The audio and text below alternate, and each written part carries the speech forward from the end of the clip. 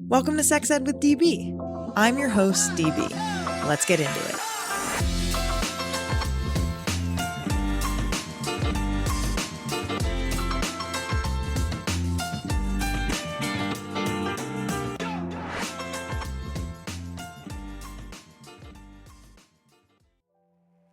We talk a lot about sex education, but when I'm shopping for products to support my sexual wellness, exploration, and expression, I head to the experts at Lion's Den.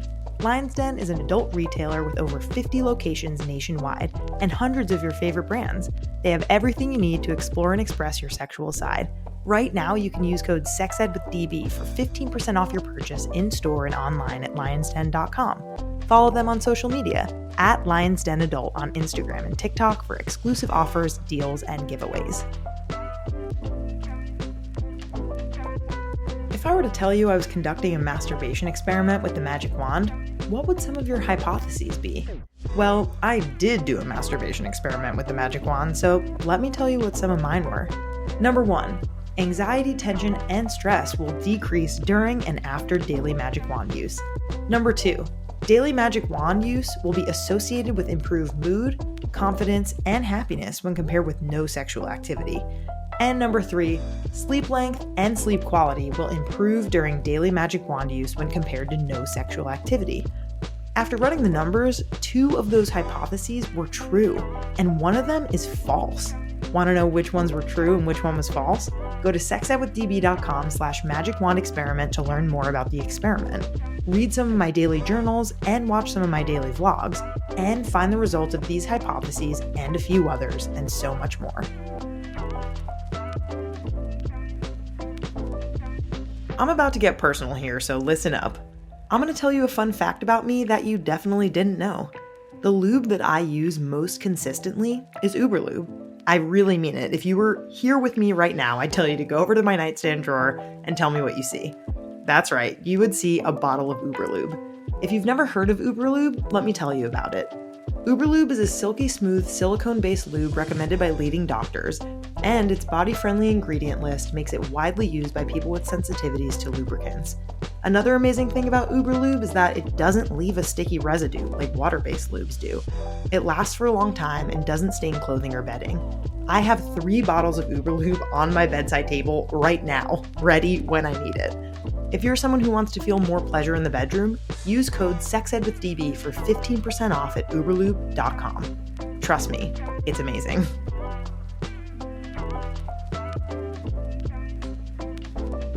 Here's your health fact of the day.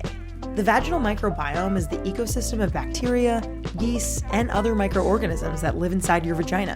When its balance is off, it's vulnerable to infections and other gynecological health complications. If you're someone who has chronic BV, yeast infections, or UTIs, you're probably super familiar with this concept. But what if there was a non-invasive way for us to learn about our vaginal microbiomes and figure out what we needed to be healthy? Say hello to Day. Give your vagina some TLC with Day's at-home vaginal microbiome screening tampon. That's right. Day uses a non-invasive at-home tampon screen that will help you understand your risk of vaginal infections like yeast infections or BV, STIs, fertility implications, and other gynecological health complications. Get your at-home vaginal microbiome screening now at www.yourday.com. That's DAYE. And use code SEXEDWITHDB for 15% off at checkout. Welcome back to another amazing episode of Sex Ed with DB. I'm so excited that you're here today because, guys, have you ever met somebody and chatted with them and you're like, should we apply to become each other's best friends? Because it feels like, are you feeling that? I'm feeling like this interview is that with Kuhoo, who stars in the amazing Hulu streaming film Plan B. If you haven't heard of Plan B, it is an amazing movie that Kuhoo will describe in just a minute. But you guessed right. If you guessed, is this movie about contraception? Correct. Is this about emergency contraception? Correct. It is about a girl who has sex for the first time in high school and lives in a state where Plan B is not that accessible to her. So she and her best friend go on a journey to go find it. highly recommend to watch after or before, honestly, this interview. In this interview, Kuhoo and I talk all about Plan B, what it's like for young women of color to not be able to access Plan B, and how basically this story is so meaningful and yet so light and funny at the same time. And yeah, we just talk all about all different sorts of things. And I'm stoked for you to hear it. Our chemistry is off the charts. And without further ado, here I am with Kuhoo. Kuhoo, hello. How are you doing today? I am really wonderful. How are you? Also, very wonderful. You're so cool and a really great singer and actress. And I am honored to have you on my show today. Wow. Thank you. I'm really honored to be on it. This is like my favorite thing to do in the world is talk about all of this. Hell yeah. This is a sex ed podcast, so we're gonna get into all sorts of sex ed related things a little bit later. But first, I want to get to know you a little bit better, get to know some of your hot takes, some of your kind of, your deets, your opinions, and Sure. with that, we're gonna start off with the quick and dirty, which is our intro segment. And the first question I want to ask you is sex scenes, are they overrated or underrated? What do you think? Take that in whatever. Underrated. Oh, just immediately, Okay, tell me more. Why do you think so? Underrated. I think that like people are so okay with showing every other reality. I mean, at least like good movies that are like not overly presentational are okay with showing the realities of literally everything, and they take their time to do it. So why are we so afraid of taking time? As long as it's story, I think most sex scenes, the way they're done, are overrated. Ooh, but multi-layered. The idea of the sex scene is underrated. And I think that if we took more time to have it be story forward sex scene, I would watch that for hours. Yes. I think like the first thing that comes to mind is intimacy coordination, right? So like we had Ita O'Brien on the podcast before, who's an amazing intimacy coordinator. And we just talked through like how that works and what that feels like and looks like. And on certain films and TV shows, for example, Normal People, which is just an incredible show where the sex scenes are completely underrated. I agree, in my opinion. When they're good, they're underrated. But when they blow, no pun intended, they're overrated because typically we're kind of seeing like the climax being like the cis male coming and reaching orgasm. That's not really what we want to view as, good sex necessarily, exclusively. So yeah, I'm with you, Kuhoo. I think that underrated if they're good, overrated if they're terrible. Yeah. I mean, people like using the like bastion, like they like the representative of anything that they're against. They just use the most mainstream, terrible, generalized example that they can possibly pick. So, tale as old as time. Beauty and the Beast. Any sex scenes in that one? I don't think so. I wish. I wish. As a youth? Oh, please. Hell yeah. Okay, the next quick and dirty cue that we have is an unclothed betrothed or loathe, aka fuck, marry, kill, in a more fun way. Birth control edition. So we have the birth control pill, condoms, or let's say the copper IUD. We have just IUD here, but I'm going to be specific to copper. So what do you unclothe, what do you betroth, and what do you loathe? Sure. Okay. Loathe the copper IUD. Okay? Okay. Okay. Pay attention. Okay. Unclothe condom. And and this would be a very different situation, and betroth the birth control pill. It would be a very different answer if it was a hormonal IUD, because I'm a proud wearer of one myself. Oh, do we have the Skyla, the Marina, the Kylina? I have the Liletta, not to brag. Not to brag, but I do have the Liletta. Totally flex on everyone, but I have the Liletta, and I love it. But I'm so scared of the copper ones. I really am. I mean, listen, it depends on the body, but copper IUDs for sure could make people have heavier periods, and that's a downside potentially of the copper IUD. I know it works for people. I don't want to scare anyone. I love my IUD. I love IUDs. Yes. Love that Liletta. Again, we're talking trashy girl names. We got the Liletta, the Kylina, the Skyla, the Marina. It's just kind of like what's happening there. Early 2000s girl I like names. to think that like Liletta is like the most personal color one, which is why I have it. Like Kylina, is that one of them? Kylina, Yeah, yeah. that scares the shit out of me. I don't want that in my body. No, that's a Kardashian, actually. That's a Kardashian. That's I important don't to want that. say. We don't want that at all. I would say I betroth condoms. I think that Mhm. condoms are back to overrated, underrated. They're underrated. We're like not really Yeah. considering all that condoms can do for us, and they're really fantastic. Fight against Yeah. unwanted STIs and unwanted pregnancy at the same time. Sign me Yeah. up. That's right. I would say I loathe the birth control pill, but that's my personal cross to bear. I've Sure. really in my life, once again, this is a sex ed podcast, people. I support the birth control pill. It should be free and Mhm. legal everywhere that people exist. And I just simply personally have tried over my life 8 different forms of birth control pill, and none of Wow. them felt good for me. Like some of them I had headaches. Some of them I had acne. Some of them I had really bad Yeah. anxiety. So, it's tough for me, Yeah. I would say. And I would unclothe the IUD, actually. I think Mhm. that IUDs should be more known than they are because Yeah. they're special forms of birth control that last years and years and are Yeah. highly effective at preventing pregnancy. It changed my life. It Oh, really did. how long have you had yours? I think it's almost time for a little re-up. I think it's been 5 years now, so I think I've got 2 more years left. It's on its last legs, but she's going strong. It's on its last strings. Yeah, that's right. That's amazing. I'm really glad that you found something that works for you. That's very important. And our last quick and dirty question is: you're on a desert island. What are the 3 essential sexy items that you're bringing? Ooh, sexy items. Literotica. Oh, fuck yeah. Do you have one Yeah. right off the bat, or are we talking like I ACOTAR used to do like a or lot of like Harry Potter ones, oh, honestly, because fanfic? I grew up on it. Hashtag still J.K. Rowling is still canceled, but smut is smut, and Right. I won't discriminate. Period. Period. So like probably Literotica, and like I don't need much except my hands, honestly, in my little brain. Mm, So no disrespect, I love a toy, I love all the things, but like if I have a Literotica and I have my hands and like maybe a little lube, I'm satisfied. I'm good. yes. And maybe a friend if I can bring a friend for the third item.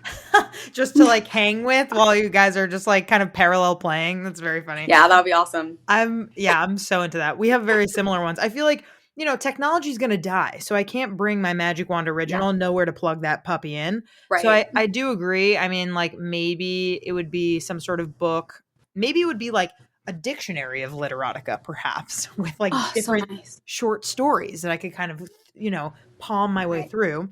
The second for sure would be lube. And when I asked Emily Nagoski this question when we had her on the podcast this season, she said really confidently, my husband. So I'm just going to answer my fiance and we'll see. Totally. Write in if haters going to hate. Write in if you disagree. I'm just going to say them and I that's love that. it. You're a Luddite like me. I'm kind of like, you know what? I would love the space to like revert back to before technology times. Oh yeah. Oh yeah. It would be real. I mean, listen, people have been having sex for centuries, for millennia, in fact. We can do it without Reddit. We can do it with. In fact, it's probably healthier up here in the Yeah, brain, that's right. without the tech in some capacity. And Yeah. if we're Tom Hanks on Castaway, listen, I'm sure he masturbated daily to really make sure he was well in the mind. Yes. Yes. It's a release. We need it. Dopamine, honey. Give it to Dopamine. me. Ever heard of it? Dopamine. Okay, cool. We're transitioning now to the really well. That was fun. That was the quick and dirty. Thank you for participating. But Yeah, I know so much about you. Thank you. of course, likewise. You were in an incredible film called Plan B, and it's out on Hulu. Stream it if you have Hulu. If you don't have Hulu, what the fuck are you doing? Borrow your brother's like I do mine, Yeah. okay? Yeah. Borrow it from somebody. And you were the lead of this film. And I was saying to you before we started recording, like, I watched your movie and was like, damn, it would be fucking cool if I can get this woman on the podcast, and you said yes, like she said yes. Like I feel like you're my fiance now. So maybe it's you who's coming to the island. So anyway, really cool of you to be like, yeah, no, Thanks. I am excited to talk to you on a sex ed podcast about this film. However, let's start from the get-go. For people who haven't heard about this movie, you can probably consider the fact that if it's called Plan B, it might perhaps be about emergency contraception, which it sure is. And I would love for you to talk to us about the film, talk to us about your role as Sunny. How did you prepare? Like, did you draw from any personal experiences? And basically, like, maybe share what is this film about for the folks who haven't heard of it? Sure. Very quickly, the film is about two girls who go on a quest to find a Plan B pill in the middle of Dakota, and have to go on this quest because Sunny, the person that I play, has a sexual experience in a bathroom for the first time, wakes up the next morning, pees a condom out, and realizes that she might be in trouble. And we were very cognizant of letting people know that it was not an abortion story. It was a contraception story. Huge difference. And yeah, so they go on a quest, and it's a crazy many hours of chaos to try to find a pill and find safety. Yes. And this is a comedy, people. Like, it's so funny, and it's a buddy comedy because it's you and your best pal. And it's also about a queer story. It's also about figuring out, okay, how do I get my crush to like me back? What are these hijinks that we're getting into in order to receive a very, very normal thing that we should just already have access to? Like, how many people are experiencing this right now, basically, is the question. A lot is my answer. And yeah, tell us how you prepared. Like, what were your personal experiences like that you brought into the film? What was it like doing a contraception story? Yeah, sure. I revisited a lot of, even though Sunny is in high school, I revisited a lot of who I was in middle school to channel her, because in middle school, like, I was very similarly just like a powder keg of confused, horny energy with nowhere to put it, and a misunderstanding of how much I wanted the stakes to be around sex. Is it a thing that is a Band-Aid that I want to rip off, that I just need to get over with? Or is it something that I, want to romanticize a lot in my head? But either way, I had this feeling of like, it is important in some way. And it's important for me to experience as someone that wants to love, be loved, and feel joy. And I think that Sunny has a lot of, it's been many years since I've visited her as a character, but like in my memory, she is someone that has a lot of joy and pride around being a sexual being. And so it causes a lot of shame then when she is it feels like she's being like punished in a way with this inconvenience, something that should really just be an inconvenience, which turns into something that is a lot more dark and a huge obstacle suddenly. So I revisit a lot of like my middle school horniness and also my middle school shame around sex. Very Pen 15. Have you seen that show? That is my favorite show of all time. Best show in America. Yeah, I completely agree. It is spectacular. We clearly have very similar senses of humor, which I really appreciate. But that is the epitome of like middle school horniness, and without kind of an outlet of knowing where to put it, other than like humping everything that you possibly can to get that, to get those demons or those angels. Hopefully, you see them as angels out, because you need to process that. It's intense. That's right. And like, I have so much respect for that series for a lot of reasons, and also I have Maya Erskine doing the scatting in my head on a loop. Like, that is my auditory. God. That's ASMR to me. Is my favorite thing. They're like, you're hurting our ears. Actually, please don't do that. I love it. I think it's hilarious. It's so good. I just love her family and how they're like, please stop what you're doing. And she's like, well, Anna gets to do it. Yeah. If you haven't seen Pen 15, this is kind of an aside that you must. If you are a woman specifically between the ages of 20 and 40, I'm going to say, please go watch it. It's so fantastic. But Okay, another part of Plan B that's really interesting, and listener, I hope you know this, but if you don't, this is the right place to learn it, a sex ed podcast. Plan B and any other emergency contraception for that matter is most effective when taken ASAP after an accident. So that's what makes this story compelling as well is we're on a time crunch here. Like we need to get this pill as soon as possible in order to prevent an unwanted pregnancy. And the longer you wait, the less effective it becomes. And so, Right. was that kind of that urgency like propelling the story along, or how did you view that? Yeah, it was. I mean, first, also Sunny is like an inherently kind of anxious person and like really likes following the rules as much as possible. And so, in her analytical brain, she absolutely knew that there was like a ticking time bomb here. And even though it's not quite that, your body is not going to know the difference between 24 hours and 30 seconds and Right. 23 hours and 59 seconds. For her it was like I know the effectiveness is wearing down every hour that passes, so I have to have this as soon as possible for peace of mind. At the end of the day, it's the peace of mind Totally. that she's chasing. Yeah, and there's so many obstacles that your character faces, right? Of just kind of like, Mm-hmm. oh, like this clerk like won't sell this to me, or like, oh, I'm not able to do this. I'm needing to like trade, drugs for, there's just so many things that happen, and Yeah. it really makes this dark moment of young women and uterus havers in particular in places like the Midwest, the South, that much harder. It's harder for them to get what they need, but it makes this darkness a little light, like by seeing how close their friendship is, by seeing how determined they are. Like, again, it's just a solid movie. It's very good. I think it's like such great acting by you and the other characters. The script is great. I think like it's just all around a fantastic film. Thank you. I miss it a lot and I love it a lot. And there's something that happened while we were filming that was really touching for me and Victoria, my co-star. We were hanging out because we are actually friends in real life too. No drama there. And so we were hanging out, and some of the locals where we were filming upstate in Syracuse asked us what we were filming, and we described it. And we talked about the morality clause and how crazy it was because we didn't really know, I'm from New York and she's from LA, my co-star.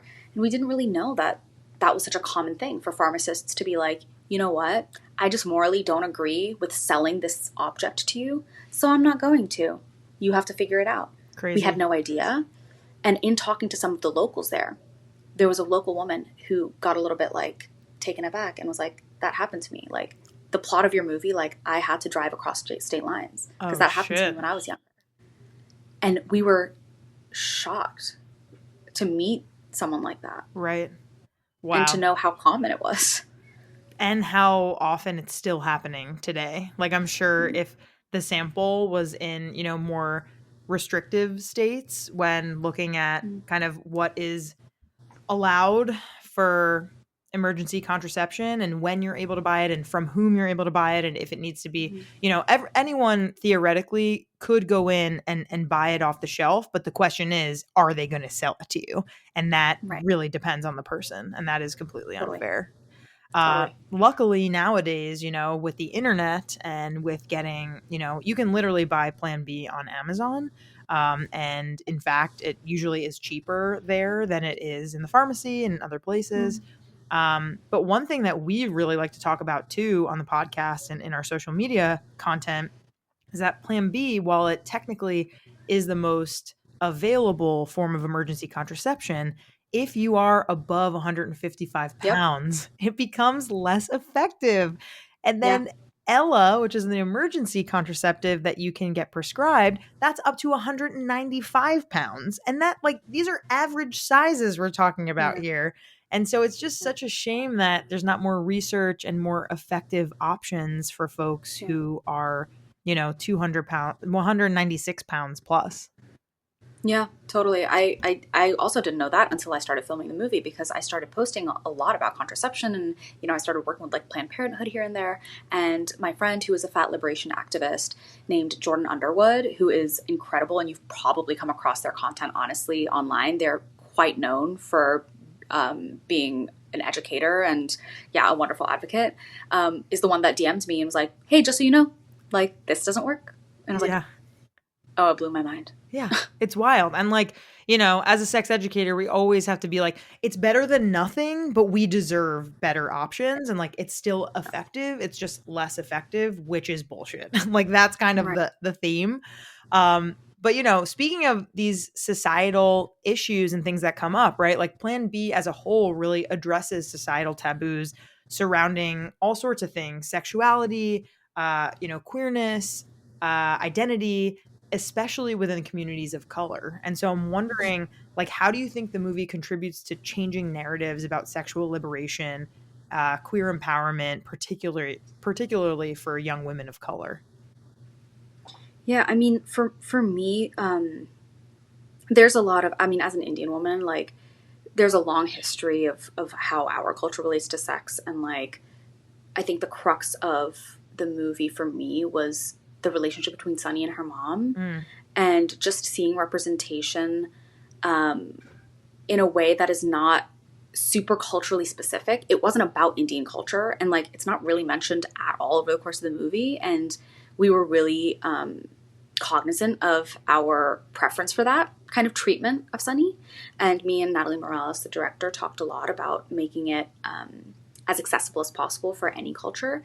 But we know the story of mother-daughter. We know the story of the pressure of being good, whatever that means, and the difference of value systems and the clash of and what that means.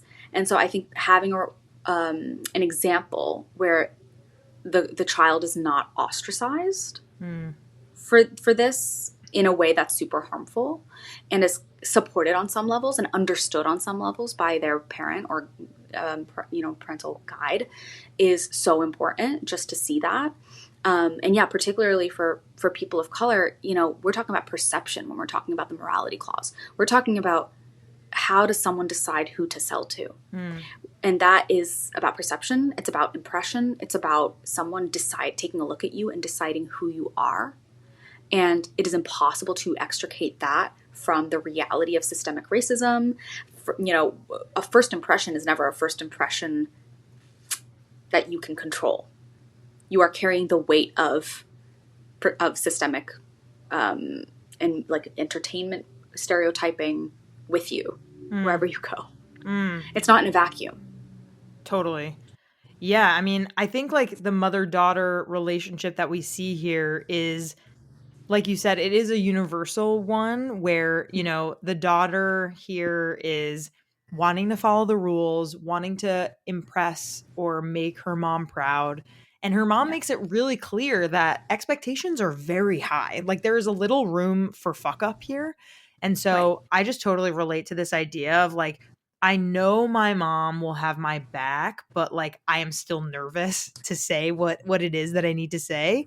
And yeah, it's just it's so important that we, at the end of the day, especially as parents, are just like point blank period there for our kids no matter what. Like if your kid can't come to you and like say like, hey, like I made a mistake or I didn't really even know like what had happened, like I need your help. Like for the mom at the end to be like, I got you, don't worry about it. Like you could always come to me, basically. Yeah, and I don't think there are that many examples, especially within like people of, I mean, like Asian communities, really, of, hey, I showed this to my mom and like I feared her wrath, but like I didn't receive wrath and judgment. I received disappointment, and those are different things. Disappointment is something that comes with love and expectation, but it doesn't need to be detrimental to your growth and your understanding of support with your this relationship between parent and child. And I think it was really lovely to like show an example of that. And if there were any older Indian people watching, then or older Asian, you know, parents watching, then they would be able to say, okay, there's a world in which I don't have to react a certain way. There's a world in which I am allowed to react with a little bit more grace, and the outcome might be exactly the same, but the emotional outcome will be worlds better. Yes, and how your kid remembers that and how Yeah. they will or will not come to you with future issues that they have. Like, Right. I think that, for Asian parents in particular, if we think back to how their parents treated them, right? Like, it is eons different, most likely, Right. especially if you're Asian American. Right. Then, the expectations, the culture, the way in which we relate to our parents, the technology, like, things are so different from when our Yeah. parents were young. And I know with me and my dad, so my dad was born and raised in Afghanistan, and he is an immigrant, but he's been living in America for 40 years. And, Mhm. I would say like Hebrew and Afghani are his first languages, but he very much is himself when he's speaking English. And, we also have a gender divide with him being my dad and me being his daughter. Yeah. But like growing up, there was just zero, and for context, my mom is an OBGYN. So she was Mm. the one that handled a lot of these conversations, of course, when I was a kid. But I just remember my dad kind of being like, "So, did you get your period yet?" Like when I was 13 or whatever, and me being like, "Yeah, I did." Like, "Why are you asking me that?" He's like, "Oh, okay, just want to make sure." That was it. Like zero Mm. other, it didn't really open the door at all for me to be like, "Oh, like I feel like I should come to you with any other problems that I Right. have." And Totally. yeah, and like, I'm sure that his parents said jack shit about anything. Like it just, Totally. I think that That was him being open. yeah, exactly. He's like, "What? I did the thing. Like I asked. I Yeah, I totally. I asked." Which Yeah. I think that as research kind of comes out more and more that shows that especially for young queer people that like Mhm. their parents' buy-in of them being proud of them and supportive of them Yeah. makes the world of difference in order for young people, and again, especially young queer people, to be able to feel like Yeah. they are able to thrive in that way. Right. Totally. Yeah. Yeah. Just more examples, more examples. Just pedal it out. Pedal out queer joy, pedal out female joy and sexual joy. Yeah, could you talk a little bit about the queer storyline with your co-star and kind of like what that was like to be kind of like the person on the other side who like maybe you didn't really know that your friend was queer, you weren't sure who you were going to meet, you thought it was a boy, it ended up being a girl. Like Yeah. what was all that like in terms of figuring out how to approach as the supportive friend? Yeah. I think Sunny suffers sometimes from like narcissistic anxiety Hmm. of like, even though she doesn't think of herself as the most important person in the world at all, because she is just inherently thinking about herself all the time because of her anxiety, she's the main character of her story. And so Lupe falls to the wayside a lot. And I think for her to write someone off, I mean, like she was dehumanizing her friend for a lot of this movie because she was like, I'm in crisis and like, you are stagnantly who you are. You can't be going through anything. You're actually not allowed to be going through anything because I'm going through something bigger. It's, I think, a really beautiful moment then when she finally kind of sees the humanity in Lupe and is like, right. Like, not only are you my friend who I love, you are a friend who I love that will change. And that means that my love for you will change. Hmm. And it doesn't need to like subtract, but the way I love you is going to change. And yeah, I have to feel comfortable with who you become. Hmm. And that's why I think when we talk about queerness, like, I think there's something there must be, like, I want to talk to a neurologist about it, but people that are around queerness and are queer, there must be something easier on the brain when it comes to accepting change. Hmm. That's interesting. There's like a relationship that I think queer people have with change and an openness that we have with the ability of someone to change their mind about who they are that we're very curious about, that I really fall in love with. And I think we see Sunny accept many hard truths throughout the course of the movie. And one of them is things are going to change all the time. And I have to be honest about who I am. And I have to be honest about when I need help. Hmm. Yeah. This whole idea of change is really interesting. I think that it's probably a force function, right? Like in Mm-hmm. in part because a large portion still of American society does not accept queer people for who they are. And they are forced to kind of like celebrate who they are in these pockets that they find in certain areas of the Yeah. country, in certain communities. And I think that it's this like fortunate part of the way that queer people maybe connect, but an unfortunate part where they are forced Yeah. to go through kind of certain kinds of identity shifts or code switching or things of that Right. nature in order to kind of fit the mold of like what people want from queer people. But yeah, Yeah, there's like a forced bravery that is not fair to expect. You know, they right. shouldn't have to be, but yeah. Yeah. And again, I think it was so quiet in the film. At least it was so quietly done and Yeah. tastefully done. Like Lupe is just Lupe, and I think you buy every second of it. And her own arc of fear and finding her own truth. And it's one of my favorite scenes in the entire film is when they're in the back of the car together, Victoria Morales and Myhala, who is, you know, also one of my close friends now. And I just love that scene. That's one that I rewatched over and over again. So good. And then at the Yeah. end, you know, when Lupe is connecting with her dad, like she comes to him kind of nothing to hide, right? She's just kind of like, Yeah. this is who I am. And like, she's not outwardly saying it. And I think it's a really realistic depiction of like, it doesn't always feel safe for their kids to outwardly say, hey, I am queer. I am X identity. Yeah. And her dad just does this really cute and sweet, subtle, important thing of like, nice pin. And it's a queer pin. And it's Yeah. so obvious that like she has his love, she has his attention and acceptance. And I think it's just like a really, really important moment to clock, even because, especially because it's so small. Yeah, there's a grace with which that moment is handled, because I think a lot of parents sometimes feel the need to name something so they can understand it and categorize something so they can understand it. And again, it's this thing that I think any good ally can learn how to do, which is being comfortable living in a state of uncertainty, because you know that the priority is actually like the person's safety and happiness. And his ability to live in a place of, we don't need to talk about it, we don't even need to name it. I will be patient and we will come to it together when we do. I think that is a great lesson in patience and allyship. Yeah, and just like a confirmation of like, I'm gonna love you no matter what, and like even if it takes me a little bit of time. Yeah, it's really great. I love it so much. Yeah, we have two examples of two parents that are prioritizing the safety of their children over anything else. Ever since getting engaged to my wonderful fiance, I've been thinking about ways to keep things fun and novel between us, but I, of course, want it to feel organic.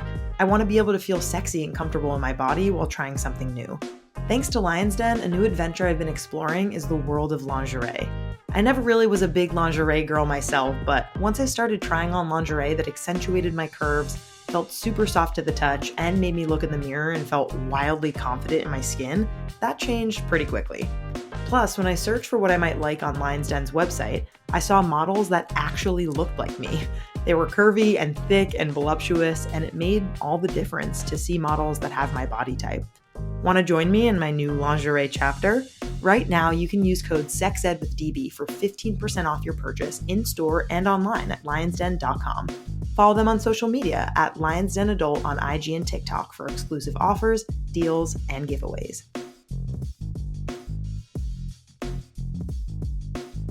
Here are my top 3 favorite things I love about Uberlube. Number 1, Uberlube makes sex feel a lot more pleasurable. It's as simple yet as powerful as that. Number 2, Uberlube is recommended by leading doctors, and its body-friendly ingredient list is widely used by people with sensitivities to lubricants. And number 3, Uberlube will not stain clothing or bedding. Any spills can be easily cleaned with detergent and water. Get your bottle of Uberlube now with code SEXED with DB for 15% off at uberlube.com.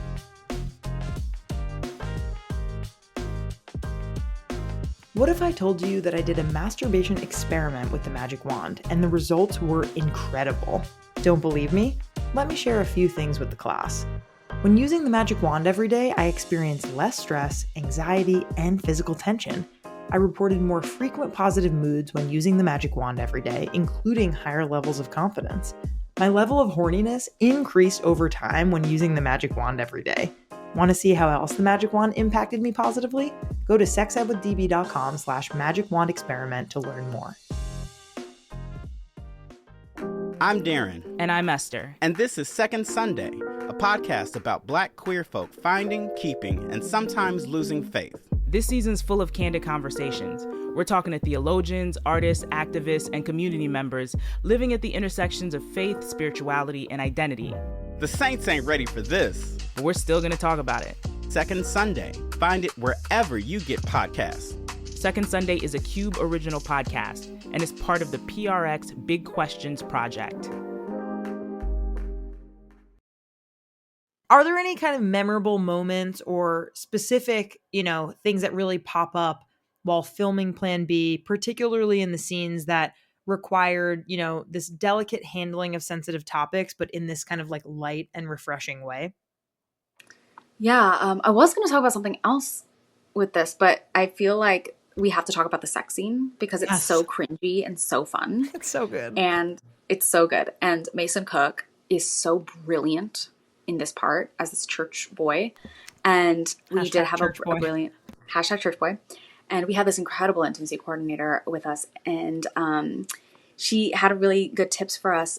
We just wanted, it was like a dance. So we really wanted to make sure that we were on the same rhythm together. And so we had a little code where Mason would like tap on my thigh every time he would thrust. So I would know like exactly the moment that thrust was hitting its like peak or whatever. So I could have my reaction line up at the same points that he was thrusting.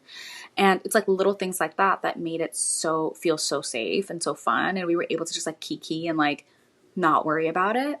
And also you looping back to what we said first, that this is a realistic sex scene. Like I think, in my opinion, it's so fucking cringy and I love it. Yeah. And I was like, my parents were a little like, oh, should we watch this? And I was like, you guys, it's the least sexy thing in the world. Like, you can watch it.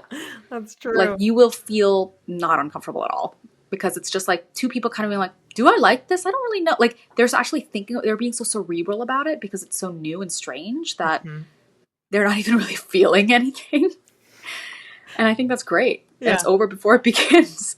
Quite quick. Yeah. I think, oh my God. Have you seen the movie Dream Scenario with Nick Cage? No. Okay. It's very new. And the premise, just quickly, is that he starts, this random, like, kind of loser guy just starts showing up in, like, everyone's dreams randomly. It's kind of this, like, horror kind of weird. Eventually it becomes nightmares, but it's a comedy. It's so fucking good. I highly recommend it. And there's a moment, spoiler alert, if you haven't seen it, pause this, go watch it, come back. But he, there's this woman who has been having a sexy dream about him and she wants him to reenact it. And as she's kind of like unbuckling his belt, he literally farts. Speaking of like, it's over before it began. And then she's like, it's okay. Let's just keep going. And then she keeps unbuckling his belt. And then he comes and farts again at the same time. Like in his pants. It's the funniest fucking thing I have seen. Yeah. I love that. I'm going to need you to watch it and then report That's hilarious. And I love Nick Cage. Yeah, I'm going to text you. I'm going to text you after I watch it. That's hilarious. I can't wait.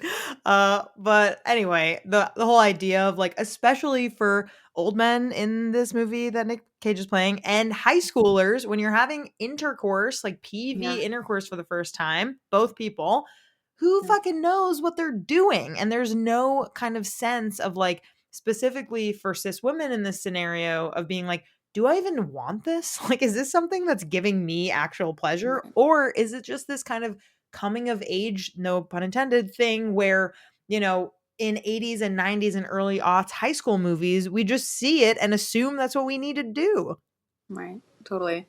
Yeah. And I think, Sunny's such a smart person that I think like, even though she does not have the language about like sex literacy yet and like an understanding of pleasure yet, she is like, that can't have been the thing, and spends the rest of the movie, I think, pretty aware of like, that was a stupid version of what this is. And I can't believe all this stuff is happening because of that stupid version. Mm. And this was just a box that I checked, and I needed to do it for myself as a woman, but it has nothing to do with pleasure, really. Right. Yes. And I think that you feel that from her. And I think that that's also really powerful to not be like, oh my God, it was like such a sexy, like beautiful. It was like, no, it was like kind of like shit, but like Trash. I had to do it. So I did because I'm an independent, wonderful person Right. who just, it was important to me. So I did it. Right. Not a big deal. Right. Exactly. Yeah. She knows what she wants and she knows that it was crap. Yeah, that's right. Unfortunately. Cute. Okay, Kuhoo, we have one more question on this topic before we move on to the next segment. But yeah, just to kind of reiterate, this is such a good movie. If you haven't seen it, you have to go to Hulu and watch Plan B. It is funny. It is heartfelt. It is really, really phenomenally done. And I'm wondering, looking back at your experience working on this film, how has it influenced your perspective on the types of roles that you seek now as an actor and the stories that you want to tell? I spent a lot of time thinking that, like, and especially when things are, really fucking, I mean, the world is always burning, but like when things are particularly bad, I'm always like, what does art really do? And I always come back to like, it communicates, it's like a little trick. It communicates to people subliminally, and it might take years, it might take months, but it enters society's psyche in a way that is stronger than any other messaging. That's what movies do. That's what music does. That's what gets our brains ticking towards a certain trend. And like, so for me, it's like anything that has any kind of meaning or gets people thinking, that can do it with levity, is really important to me. And also like, there are a lot of people who a lot of people function very differently as people of color who are actors. And I feel that my job is to have those little baby step movies that are not about Indian culture, but just have another little sprinkle of like, you don't really realize that with the person's cultural background until like way later. And it's the person first, the human first. And that's not to crap on any other jobs that exist that are very Indian forward.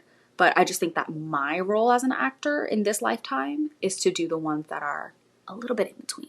Totally. Yeah.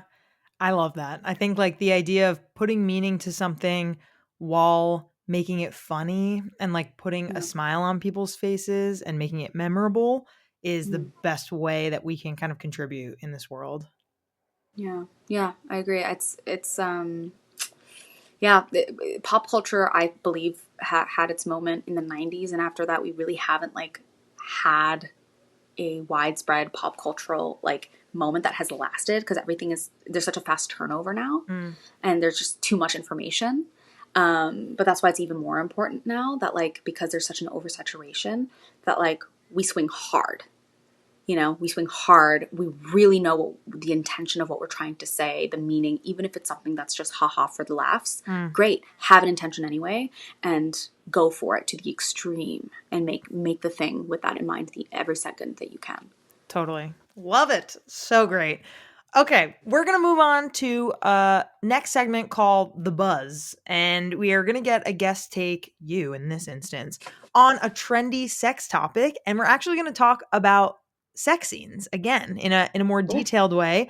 My amazing producer, Sadie, has written out some notes that I will read. And then I just want to get your thoughts on it. So today's movies show significantly less sex, but the scenes are more graphic, a new study finds. And I'm just going to read a couple notes from that study. So a recent study by data analyst Stephen Follows finds significant decreases in sex and nudity in films since 2000. They did an analysis of the top 250 highest grossing films each year, and it revealed that there was a 40% decline in sexual content. Really interesting.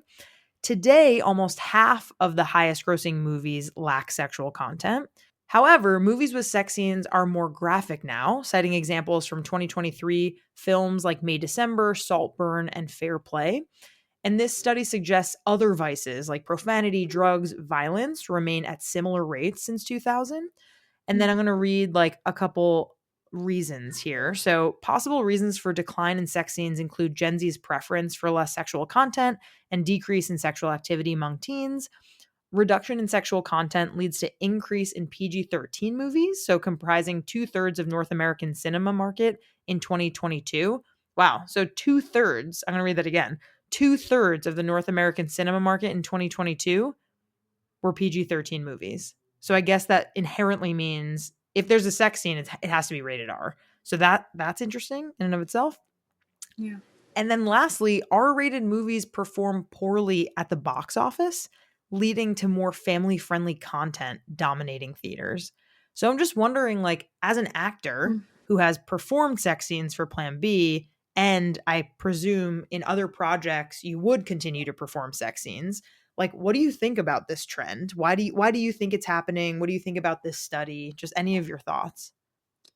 Yeah, I think it's so interesting. I think a lot about with the digital age, with the information being so intense, and having this weapon, which is our smartphones, or a tool or a weapon, depending on who is holding it, every extreme has become more and more polarized. Like the people that were in a political party have become more that because they are surrounded by the people that they are the most like, right? So we are in our own microcosms so intensely. And I think in the same way, this PG-13 versus rated R, I think it's so telling.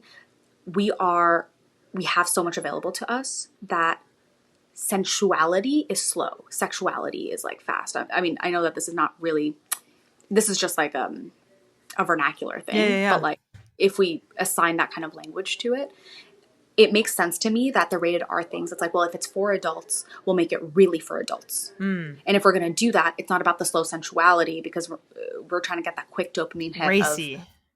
of what we've already seen, what we've already experienced. We all have porn brain in America specifically. So slower media is just not what we're used to. And especially when it comes to sex, slow sex is not something that we're used to, especially with the amount of porn that's available. So it makes a lot of sense to me that the things that are rated R might as well really go for it, just as polarized the political parties and anything that you possibly could have is with the overinformation. And the things that are PG-13 really go in the PG-13 realm. I also think because of like Nickelodeon and that kind of stuff, we used to live in a world where everything was on a scale. And that caused a lot of problems with internal boundaries and with inappropriate conduct with children on set, things like Victorious and iCarly and things like that. And I think there is such a very real fear that it's like stay in your lane. Right. Is a thing. And personal branding has become a thing too. So people are just becoming more and more, there's just less nuance in general. That is really interesting about, for folks who haven't seen the Nickelodeon docuseries or haven't heard about it. I only saw the first part because after that I was like, I don't really want to keep it. Just feels really bad, and I'll keep myself informed, but I just didn't want to continue it. Yeah. But I do think it's interesting. I mean, this is definitely tangential, and I don't want to relate them, but that just brought to mind one of the most famous YouTubers alive, Miss Rachel, who everyone with a kid knows.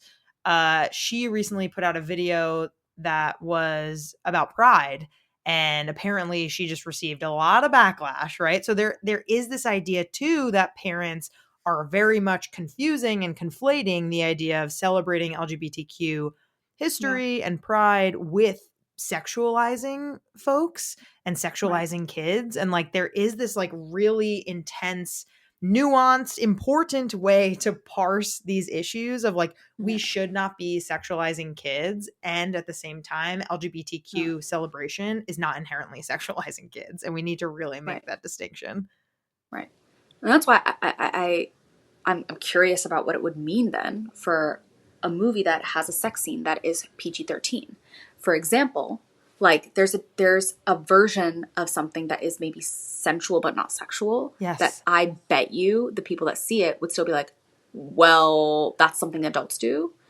Like, what do you define this touch?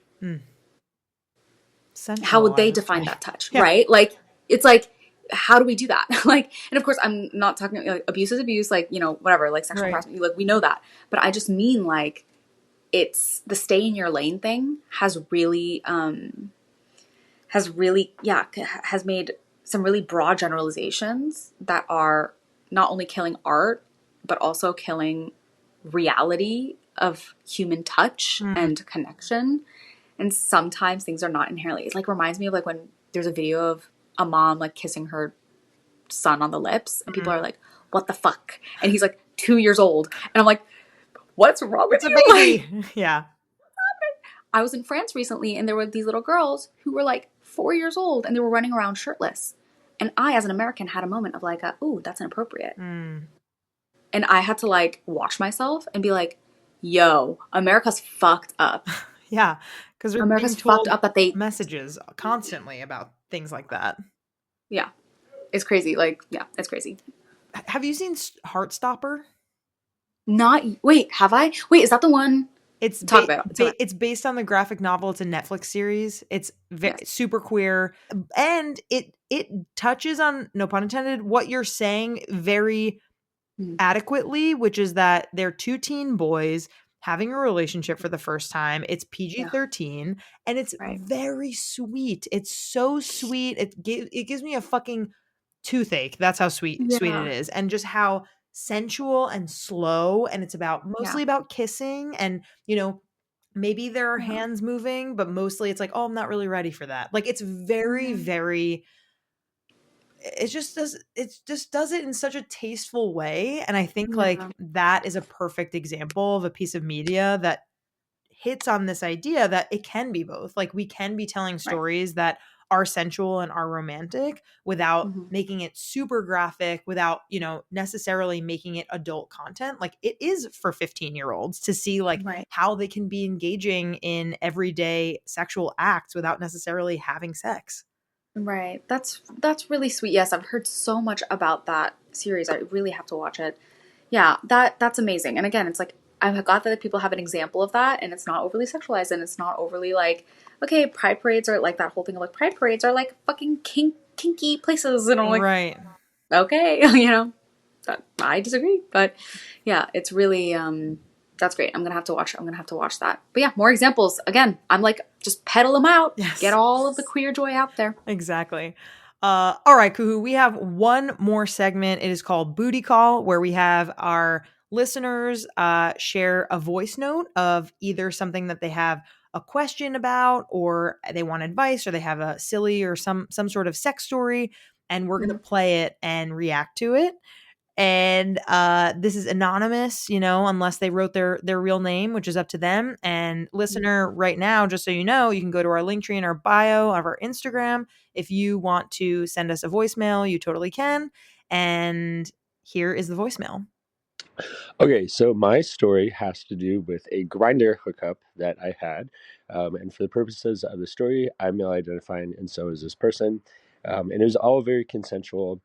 And this person is kind of relevant to the story, is sort of a big, very steroid bodybuilder guy. And I'd never been with someone like that. And I was like, oh, cool. And ahead of time, he was like, I'm really into role-playing kinks and all these things. And I told him, yeah, sure, I'm totally down. Just as I just like to talk about everything ahead of time. And he's like, oh, big bro, little bro thing. And I was like, great, cool, for sure. We go over and we're kind of having a fun time. And it was just this dichotomy of, he's like huge compared to me. I was like, oh, this is fun. And I'm riding him and he's inside of me. And I was like, great. And then he goes like, woof.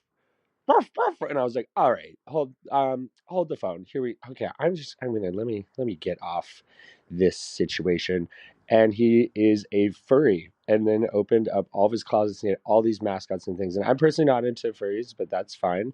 But as an evolutionary biologist, I then spent the next 2 hours grilling him on personas and asking him, what's the most common? What kind of animals are there? What kind of animal personalities do you see? And I basically turned it into a research project during a hookup, and I loved it. I think he was okay with it, but I thought it was hilarious. Oh my God. This is not, every time we play one of these, I'm like, what the fuck is this going to be? And that is not what I expected. Okay, first reactions. What do you think about that? I have two things. Number one is if someone asked me about my kinks, I would love to talk about it. Like, I think that if I were him, I would be like, yes, here's a lecture. Yes. Number two, if he's as big, yeah, here are the notes. Here's my PowerPoint presentation. Number two, if he's that big, if he's like bodybuilder big, then that must be like very expensive to have fursonas that fit you. I don't know why that's my first thought. Fursona, is that what it's called? I mean, I'm just echoing the word that I listener. missed it. Wow. I think Fursona is spectacular. Whoever Fursona. created that, you're a genius. Gorgeous work. I really respect your work. It's so good. But like that furry suit must cost a fortune if you're that big. Right. Holy right. shit. Broader in the shoulders, for sure. Right. Thick. Jeez. Thick boy. I could never do that because I overheat so fast. Honestly, Sam, I would get very sweaty. Maybe they keep it like a cool 59 degrees in the room just to kind of make sure that it's all copacetic in there. Like an electric fan, you can get those pretty easily. Also, wait, what was he saying? He was saying big bro, little bro? I thought there was going to be some sort of, yeah, and you're my stepbrother or something that didn't end up happening. Did I hear that wrong? Yeah, no, I thought I heard that too. I wanted to hear more about that. Like, love the fur community, like, no disrespect, but I do want to hear about little bro, big bro, honey. Hashtag step family. Step family, yeah. That is a fantastic story, and I love how he was an evolutionary biologist, and he was basically like, I'm actually going to use this for my research hours and ask you questions about the different powers and the different kinds of things that these fursonas have. Like I two birds, one stone is what they say. Write that book, listener. Write that book. Write that book. So good. I love the kind of little arf, arf, just out of nowhere and be like, wait, hold on, let's take it back. You wanted to talk about everything else, but not that. That feels very important. Right. I mean, the power of Christ compelled him, I guess. Rough indeed. Rough indeed. On that note, Kuhoo, you are so cool, so fun, so talented. We didn't even talk about this at all, but you're also a professional singer. Like maybe Sex Ed with DB future season, we can talk about that. But I'm so impressed by you. Thank you so much for being here. What a blast this was. Thank you. I appreciate you having me. I loved talking about all of this stuff. It's been a long time, and I was happy I got to revisit Plan B as well, and I hope you guys revisit Plan B too. Yes. Reminder, watch Plan B on Hulu tonight. Rock and roll. Our creator, host, and executive producer is me, Danielle Bezalel. Our communications lead is Catherine Cohen. Our producer is Sadie Leegee. Our marketing coordinator is Mitch Coburn. Our social media coordinator is M. Kirsty Frazier. Our music theme is by Hook Sounds. Thanks so much to our featured guests, partners, and listeners. Want to partner with us? Email us at sexedwithdb@gmail.com. Do you have a silly sex story to share, need some advice, or have thoughts on the episode you just heard? Give us a booty call for a chance to be featured on the podcast. Check the show notes for the details. For more sex ed content, follow us on IG at sexedwithdb podcast and on TikTok at sexedwithdb. Want to know your sex toy zodiac sign? Go to our link tree on our IG now. See you next time.